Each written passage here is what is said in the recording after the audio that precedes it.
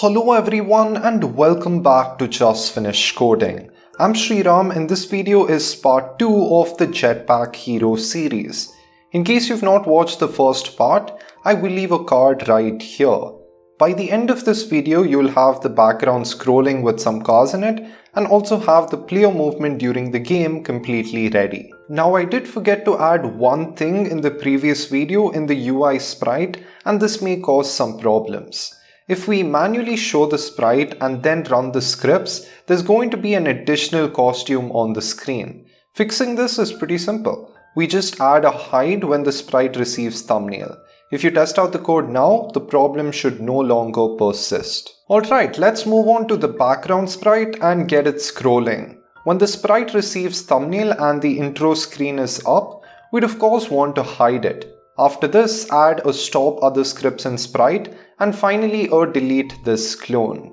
Okay, so the reason we're having this stop other scripts in sprite is because the thumbnail message will be broadcasted again when the game ends.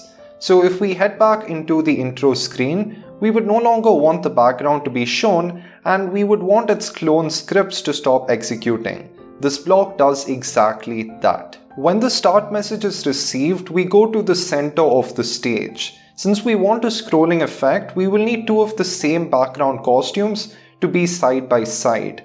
The first one will initially be at the center and the second one at the right corner. As the game goes on, the costumes both move to the left until the second one is at the center. At this point, the costume that is out of the screen will come to the right end and this process repeats. We create a clone of the sprite and then change the size to 400. We have to do this while making the sprite go to a location beyond the screen coordinates, otherwise when we're creating a clone they will just pile up at the corners. We go to x480, y0, then create a clone and then set the size back to 100.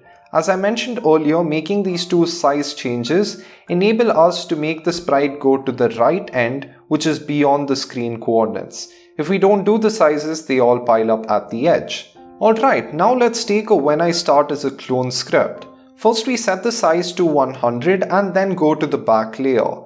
After this, we show the clone and throw in a forever loop. Within this loop, we'll do the same thing for the movement. We first set the size to 400, then change x by -10 to move left and set the size back to 100. This process has to change when the background clone on the left is completely outside the stage. This is going to happen if the x position is less than -480. Here we just have to move it to the extreme right. We first set size to 400, set x to 475 to compensate for the one additional movement after that, and then reset the size to 100. If you test out the background's code at this point, you should see it scrolling continuously without any problem. Okay, so that will be all for the background sprite. We now move on to the car sprite. The code of this sprite will be very similar to the background, except that we'll actually continuously create clones and then delete them. The thumbnail message code is going to be the same. We first hide the sprite, then we stop other scripts, and we finally delete all of the clones. It's on the reception of the start message that we create the clones. This process keeps going on until the player dies, so we add a forever loop.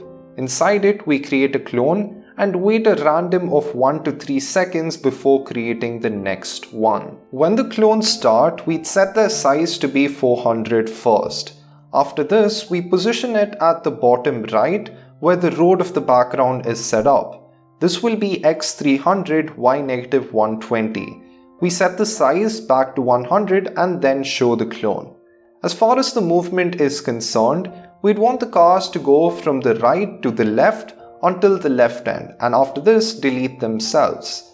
So we have a repeat until x position is less than -300.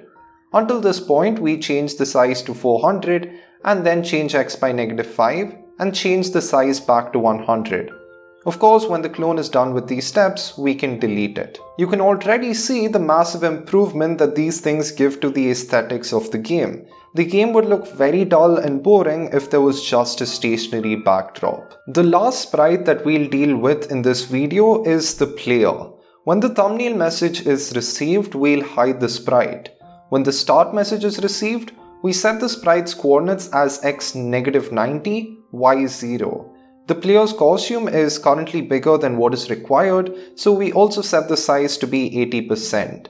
Now we have to create a variable that will enable us to change the y position of the sprite as the keyboard inputs are given. We can call this y velocity or yvel for short and make sure to set it for this sprite only. This done, we can set it to 0 at the beginning. If you take a look at the costumes tab, you will see that there are two costumes, player and player die. The player die costume will only be used during collisions, while the player costume will be used everywhere else. Thus, we set the costume to player. Showing the sprite will be the last thing to do before getting into the main forever game loop. So first we check if the W key or the up arrow key is pressed. In either of these cases, we have to make sure that the sprite moves up. To do this, we just change yvel by 1. In case the S key or the down arrow key is pressed, then we do the exact opposite and change yvel by -1. There's no point of doing all of this unless the yvel variable actually affects the y position. Therefore, we change y by yvel. Just doing this also has a problem.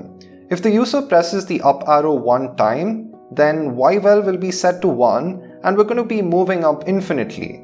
What we have to do therefore is slow down yvel. You can think of this as applying air friction. We set yvel to yvel multiplied by 0.9. This will ensure that the yvel variable smoothly comes down to 0. We also have to make this look a little more realistic. The right end of the player should point upwards and the rest of his body should follow this. To achieve this effect, we have to tweak the direction as well. Just pointing in the direction 0 minus yvel multiplied by 2, the whole plus 90 will create a decent enough slope. The final thing to note is that we wouldn't want the player to go too down or too up. In other words, we have to restrict the maximum and minimum y position of the player. If the y position is greater than 160, we set it to 160. In the second case, if the y position is less than -160, we just set it to -160. And that will be everything that has to be done for this video. If you test out the program, it should work exactly as intended. If you've enjoyed this video, please make sure you leave a like and also don't forget to subscribe and turn on the notification bell. Thank you so much for watching and I'll see you in the next video.